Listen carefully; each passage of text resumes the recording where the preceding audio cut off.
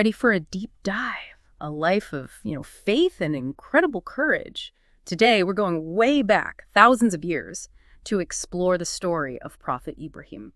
Yeah, his story it really sticks with you across cultures and centuries, right? It's about like standing up for what you believe in and challenging, the way things are, even when it's hard. Those lessons, they're timeless. Absolutely.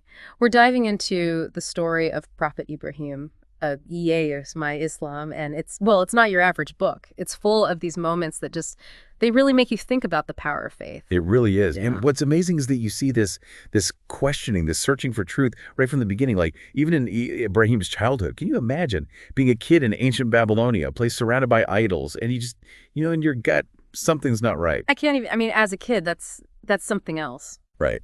And the book, it tells this story, it's kind of funny, actually, about Ibrahim when he was 7. He sees these idols, these elaborate ones his father made.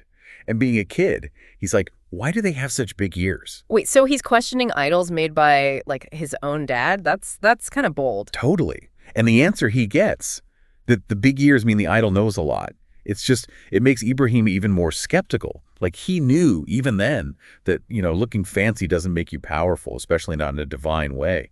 Simple question, but so deep, right? Like he was, born with this inner wisdom, this need to look beyond what's right in front of him. Exactly. And it's not just idols. He looks at the sun, the moon, the stars, things people back then actually worshiped, right? Like they thought they were gods. Right. They're huge, powerful. Makes sense, kind of. I get it. But Ibrahim, he's thinking hard about all this. And he sees something important. They're not always there. They come and go. He uses that to say, see, they can't be gods. So it's not just I don't like these idols. He's rejecting a whole belief system. He's saying there's something bigger, something that lasts. Wow. Exactly. He comes to this realization that changes his whole life. There's only one all-powerful creator who made everything. And that's who really deserves our worship. That's huge. But I'm guessing, not everyone was thrilled about this, especially his family. You're right on the money. Ibrahim felt this urge to share this truth. Yeah. And he starts with his own father.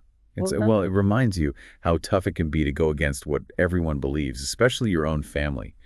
Imagine how heavy that conversation was, Ibrahim, so full of love and respect, saying to his father, Ya Abati, oh father. It's like he's begging him to understand, not trying to disrespect, just trying to, guide him. Exactly. But his father, not really open to it. He's like, stop questioning. Yeah. Stop it. He even threatens Ibrahim. Oh, man. That's tough, to be rejected by your own family for what you believe. It's a true test of faith. But Ibrahim, he does something remarkable. Instead of getting angry or bitter, he chooses compassion. He even prays for his father, asks for forgiveness for him. Wow. It's like he's saying, look, I can't control what you do, but I can control how I react to it. Exactly. And that says so much about Ibrahim. He knew true faith isn't about forcing anyone. It's about living the right way, even when it's hard. So he faces rejection from his dad, but does he give up? No way. He takes his message public to the whole community, calls out idol worship right in front of them. It's a turning point. He's challenging everything, their beliefs, their whole society, and he knows it could be dangerous. And this is where it gets really interesting. He decides to make a statement, a big one, right in their temple. It's like something out of a movie almost. During a festival, when everyone's gone, Ibrahim goes into the temple. Imagine it. Idols everywhere, big and small, offerings laid out in front of them. Okay, I'm picturing it. What happens? What does he do? He takes his chance. He smashes every single idol. Well, almost all of them. He leaves the biggest one standing. He smashes them. Wow, he's serious. And it gets better. He takes his axe and he leaves it on the shoulder of that giant idol, the one that's supposed to be their most powerful god. He's making a point, isn't he? If this thing's so powerful, let's see it do something. Exactly. It's brilliant, right? He set a trap. He's showing everyone just how powerless these idols really are. So everyone comes back to the temple, sees their idols, totally wrecked. I bet they were freaking out. Oh, total chaos. They were furious. Who did this? And of course, they immediately thought of Ibrahim. Well, yeah, he was the only one brave enough, or maybe some people thought crazy enough to actually do it. Right. So they bring him in front of everyone, and imagine the pressure. Everyone's angry, ready to explode. But Ibrahim, totally calm, he actually challenges them. He's like, why don't you ask the idol? If it's really a god, it can tell you who did this. Boom. That's amazing. He's like, think about it. This makes no sense. Exactly. Don't just accept things, question them. Even if everyone believes it, doesn't make it true, right? Right, right. But I'm guessing that didn't win him any, like, popularity points. Yeah, no, they were furious. And it gets worse. They decided to punish him, and it's brutal, even now, thinking about it.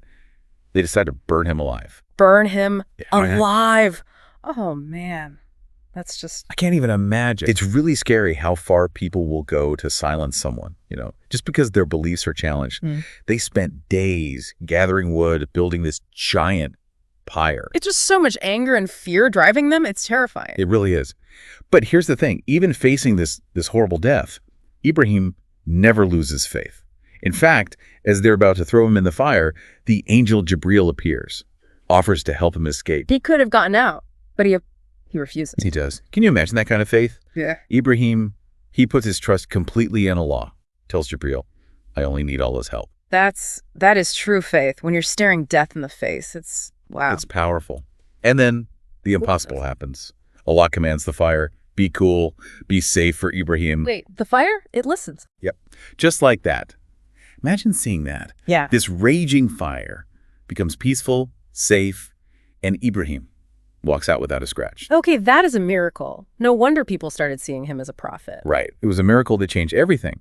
But it's also a turning point in Ibrahim's story. Word gets around about this impossible thing that happened.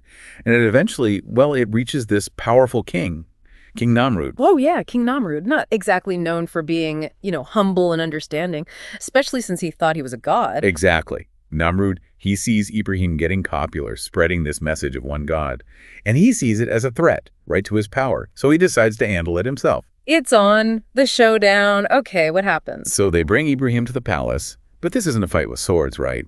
It's a fight with words, with beliefs. The classic story, right. The king, used to everyone obeying him, versus the prophet, with nothing but truth on his side. Exactly.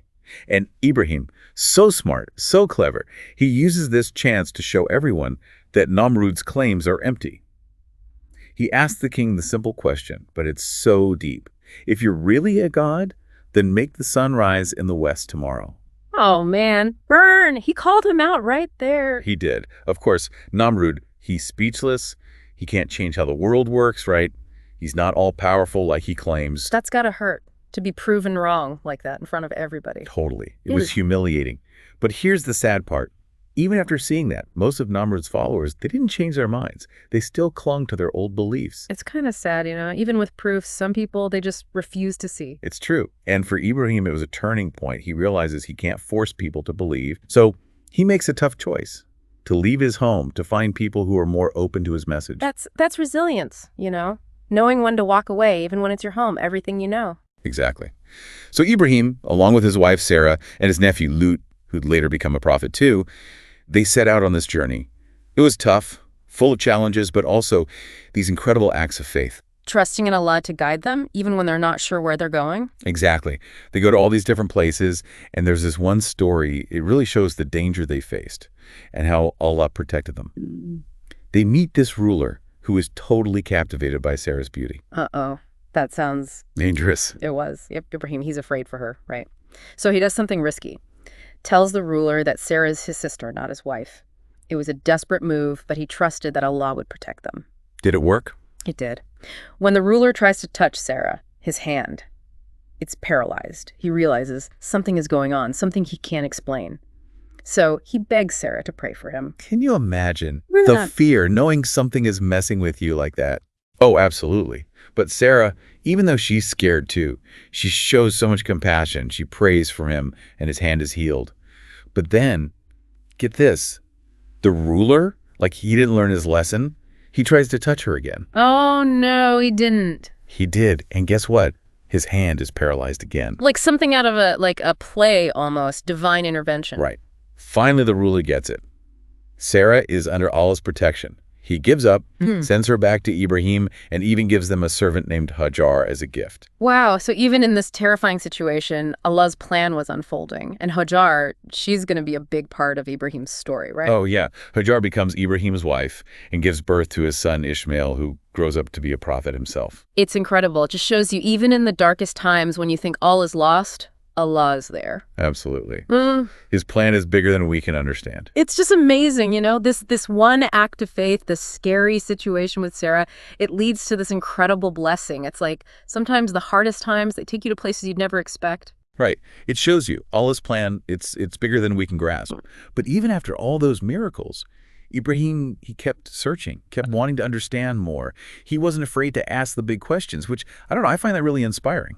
Absolutely. There's this part in the book where he asks Allah to show him how he resurrects the dead. And think about it, this is a guy who's seen fire, like, literally cool down because of Allah. What was he thinking? It tells you something really important about faith, I think. It's not about blindly accepting, right? It's about always wanting to learn, to connect with, with the divine on a deeper level. Even with unshakable faith, you can always grow. Totally. So what happens when he asks about resurrection?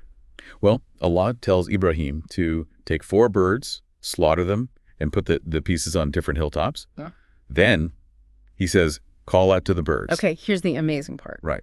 Suddenly, the birds, they come back to life. They fly back to Ibrahim, just like that. It's this incredible symbol of resurrection, of Allah's power over life and death. Wow. I mean, after seeing that, you'd think all doubts would be gone. For sure. And the book, it even points out, Ibrahim, he already believed. This wasn't about convincing him. It was about making that belief even stronger, erasing any tiny doubts he might have had. A direct message right to his heart, showing him this awesome, incredible power of Allah. We can learn from that, Even when we think our faith is strong, there's always more to learn, to understand. Absolutely. Ibrahim, his story, it encourages us to have faith, but also to be curious, to ask questions, to seek knowledge, because Allah is the source of all truth. And what a legacy. I mean, the father of prophets. No one deserves that title more.